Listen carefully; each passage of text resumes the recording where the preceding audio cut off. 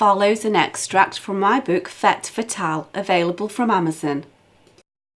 Chapter 17, Part 2. This marked the end of the frivolities, and they all began to wander back to the house. May and Hyacinth lagged behind a little as Kirsty browsed through the garden as she returned. Kirsty walked more quickly to get to the kitchen to prepare more refreshments for the guests. "I'll explain later, but would you help me out?" asked Beth. Kirsty looked inquiringly at Beth. Seeing the serious expression on Beth's face, she just nodded her willingness and allowed Beth to continue. "Can you spare me an hour or so as soon as you have the time? Either first thing this weekend or earlier if you have a day off. In the meantime, I need you to find out all that you can about foxgloves. Find out about their uses and what effects various stages of ingestion or contamination of sorts would ensue. I'm not really sure what I'm asking for, so just do your best, please." "I've got a pretty good general knowledge, but I'll try and fill in the gaps. I'm off on Friday. Carlton and I are travelling to visit family in Manchester that day, but we won't be leaving until mid-afternoon. I can meet you for an hour or so on Friday morning if that's any use," said Kirsty. "Super, I really appreciate it. If you can be at the Blue Willow tea rooms for 9:30, I shan't take up too much of your morning. There'll be a few of us there, and I'll tell you all about it then. It's really important, so thank you," said Beth. Everyone had gathered in the kitchen by this point, and so she left any further questions for the time being. Tea and cake did its usual job of cementing friendships, and telephone numbers and promises of return visits were exchanged. On the return journey from Hyacinth's house back to Mossleigh, May gave way to her inquisitiveness. "What's going on, Beth?" "The foxglove misdemeanour seriously troubled you, and I'm not sure it's because that you think it spoiled Kirsty's lovely garden." "I don't understand how, but I know that it's important. You know that we've contrived a few scenarios that we could try and find some helpful information to help explain John's death. I think that we've just witnessed something very important without even trying. Can you meet up again this Friday morning?" "I can if you think we need to. If we pool all the information, then perhaps it will make a clearer picture. Hopefully, if we put our heads together, something will make sense somewhere. You know that I'll be there, but I don't see how this can be helpful." "I need to think things over first. I'll tell you what I can on Friday when I've had a chance to gather my thoughts."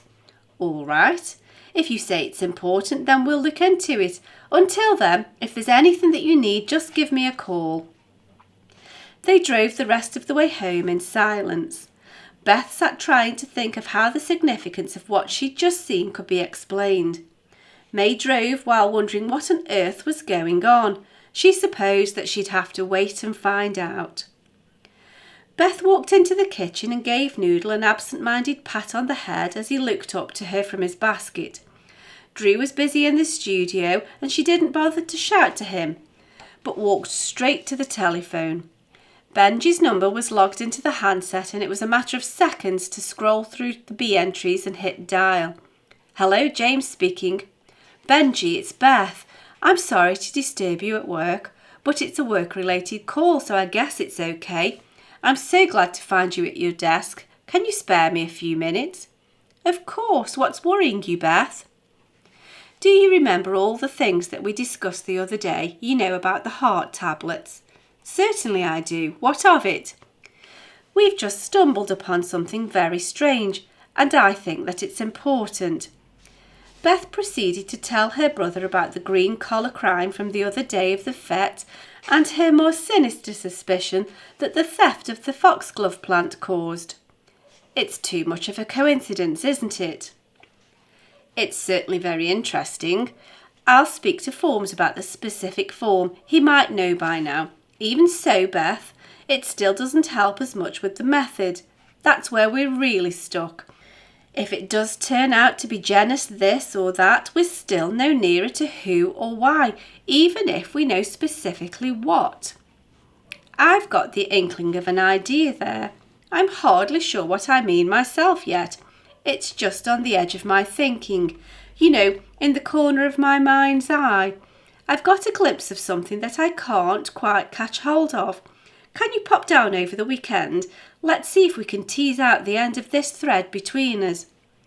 "Yes, I'll come at the weekend if you want. Or do you need me to come now? I can if you think it's urgent." "No, there's no need for that. I need to let my thoughts settle first. You know, when you can't think of a crossword solution, you leave it for a bit, and then when you come back to it fresh, the answer usually hits you. I feel a bit like that's what's needed now." "If you're quite sure, but be careful, Beth. We're not talking about solving a polite crossword puzzle here. Somebody out there means business. For goodness sake, keep your cards close to your chest." "I understand, Benji.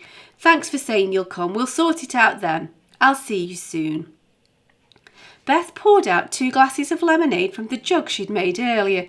Carrying them through to the studio, she sat herself down behind Drew's raised drawing table. Still painting, Drew asked her how her morning had been. "I'm not sure, Drew. I'm just not sure." Realising that this wasn't the usual response, he put his brush into a jar of water and swivelled his chair round to face Beth.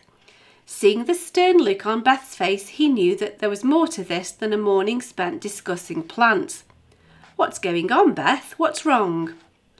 Beth told him of her concerns and of the sinister implications that the unofficial pruning held. "Isn't foxglove the base form of digitalis?"